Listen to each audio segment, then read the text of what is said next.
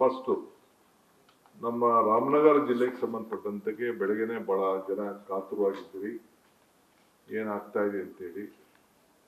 So ನಾವೆಲ್ಲ rules regulations act ಎಲ್ಲ ತೆಗೆದು ನೋಡಿದ್ದೇವೆ, ಏನು ಬೇಕೋ ಅಮೆಂಡ್ಮೆಂಟ್ಸ್ಗಳೆಲ್ಲ ಆಗಿತ್ತು. ಸೊ ಇವತ್ತಿಂದ ಬೆಂಗಳೂರು ರಾಮನಗರ ಜಿಲ್ಲೆ ಹೆಡ್ ಕ್ವಾರ್ಟರ್ಸು ರಾಮನಗರದಲ್ಲೇ ಇರ್ತದೆ. ಮೂಲ ಅದು ಬೆಂಗಳೂರು ಜಿಲ್ಲೆ ಆಗಿತ್ತು. ಇವತ್ತು ಕ್ಯಾಬಿನೆಟ್ನಲ್ಲಿ ಅದು ಬೆಂಗಳೂರು ದಕ್ಷಿಣ ಜಿಲ್ಲೆ ಅಂತ ಹೇಳಿ ಇವತ್ತು ಕ್ಯಾಬಿನೆಟ್ನಲ್ಲಿ ತೀರ್ಮಾನ ಆಗಿದೆ. ಇವತ್ತು ಅದಕ್ಕೆ ಸಂಬಂಧಪಟ್ಟಂತೆ ಆದೇಶ ಕೂಡ ಬರ್ತದೆ. ಇದೊಂದು ಸಂತೋಷವಾದಂಥ ವಿಚಾರ ನಮ್ಮ ಬೆಂಗಳೂರು ದಕ್ಷಿಣ ಜಿಲ್ಲೆಗೆ. ಇದನ್ನು ಹೇಳಲಿಕ್ಕೆ ಬಯಸ್ತೇನೆ.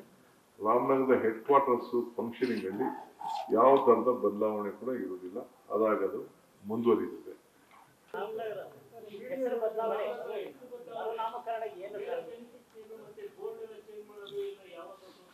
ಇವತ್ತು ನೋಟಿಫಿಕೇಶನ್ ಆಗ್ತದೆ, ಹಾಕಿದ ಮೇಲೆ ಎಲ್ಲ ಆಗ್ತದೆ. ಕಾಸ್ಟಿಂಗ್ಸ್ ಏನಾಗಲ್ಲ. there will be no financial implication on that. It is ನಮ್ದು ಮೊದಲು ಬೆಂಗಳೂರು ಜಿಲ್ಲೆ ಇತ್ತು. ಈಗ ಬೆಂಗಳೂರು ಗ್ರಾಮಾಂತರ ಕನಕಪುರ ಕ್ಷೇತ್ರ ಇತ್ತು. ಯಾಕೆ ಕನಕಪುರ ಕ್ಷೇತ್ರನ ಬೆಂಗಳೂರು ಜಿಲ್ಲೆ ಅಂತ ನಾವು ಮಾಡ್ದೋ, ಗ್ರಾಮಾಂತರ ಅಂತ ಮಾಡ್ದೋ. ಸೊ ಈ ಕಡೆ ನಾನು ಹಿಂದೆ ಬೆಂಗಳೂರು ಗ್ರಾಮಾಂತರ ಜಿಲ್ಲಾ ಪಂಚಾಯತಿ ಅಧ್ಯಕ್ಷನಾಗಿದ್ದೆ, ಇದು ಸದಸ್ಯನಾಗಿದ್ದೆ. ಯೂತ್ ಕಾಂಗ್ರೆಸ್ ಬೆಂಗಳೂರು ಗ್ರಾಮಾಂತರ ಪ್ರೆಸಿಡೆಂಟ್ ಆಗಿದೆ. ಫಸ್ಟು ಬೆಂಗಳೂರು ಸಿಟಿ, ಬೆಂಗಳೂರು ಗ್ರಾಮಾಂತರ ಇವೆಲ್ಲ ಬೆಂಗಳೂರು ಜಿಲ್ಲೆಗೆ ಸೇರಿದವ್ರೆ. ಒಂದು ಕಡೆ ಹೊಸಕೋಟೆಯಿಂದ ಹಿಡಿದು ದೇವನಹಳ್ಳಿಯಿಂದ ದೊಡ್ಡಬಳ್ಳಾಪುರ, ಚನ್ನಪಟ್ಟಣ, ರಾಮನಗರ, ಮಾಗಡಿ ಇವೆಲ್ಲ ಕೂಡ, ಕನಕಪುರ ಇವೆಲ್ಲ ಸೇರಿ ಬೆಂಗಳೂರು ಜಿಲ್ಲೆಗೆ ಸೇರಿದೆ. ಆ ಹೆಸರನ್ನು ಉಳಿಸ್ಕೊಳ್ಳುವಂಥ ಕೆಲಸವನ್ನು ನಾವು ಮಾಡ್ತಾ ಇದ್ದೀವಿ.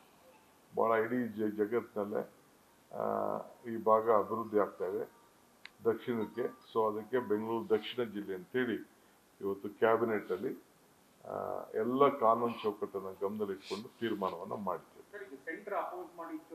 ಏನಿಲ್ಲ, ಅದು ಸೆಂಟ್ರಿಗೆ ಏನು ಪವರ್ಸ್ ಏನಿರಲಿಲ್ಲ. ಸೆಂಟ್ರಿಗೆ ಒಂದು ಮ್ಯಾಂಡೇಟರಿ ಅವ್ರಿಗೆ ತಿಳಿಸ್ಬೇಕು ಅಂತಿತ್ತು ಅಷ್ಟೇ. ಅದು ಸ್ವಲ್ಪ ಪಾಲಿಟಿಕ್ಸು ಕೆಲವೇನೋ ಒಂದು ಪ್ರಯತ್ನ ಮಾಡಿದ್ರು. ಇಟ್ ಈಸ್ ಅವರ್ ರೈಟ್, ನಮ್ಮ ಸ್ಟೇಟ್ ಸಬ್ಜೆಕ್ಟ್ ಇದು. ಈಗ ಗದಗ ಜಿಲ್ಲೆ ಮಾಡ್ದೋ, ಚಾಮರಾಜನಗರ ಜಿಲ್ಲೆ ಮಾಡ್ದೋ, ಬೇರೆ ಬೇರೆ ಜಿಲ್ಲೆ ಎಲ್ಲ ಮಾಡಿದ್ದೀವಿ. ಹಿಂದೆ ಎಲ್ಲ ಜಿಲ್ಲೆ ಈಗ ರಾಮನಗರ ಜಿಲ್ಲೆ ಅಂತ ಮಾಡಿದಾಗ ಯಾವ ಸೆಂಟ್ರು ಅಪ್ರೂವಲ್ ತೊಗೊಂಡಿರಲಿಲ್ಲ. ರಾಮನಗರ ಜಿಲ್ಲೆ ಅಂತ ಹೇಳಿ ಮಾಡೋಂಥದ್ದು. So all land records everything will be change. ನಾನು ಕೂಡ ಇನ್ನು ಮುಂದಕ್ಕೆ ನೀವು ಬೆಂಗಳೂರು ದಕ್ಷಿಣ ಜಿಲ್ಲೆ ಅಂತ ಕರಿಬೇಕಾಗ್ತದೆ. Thank you. ನ್ಯೂಸ್ ಫಸ್ಟ್, ನಿರ್ಭೀತಿಯಿಂದ ನಿಮ್ಮ ಪರವಾಗಿ.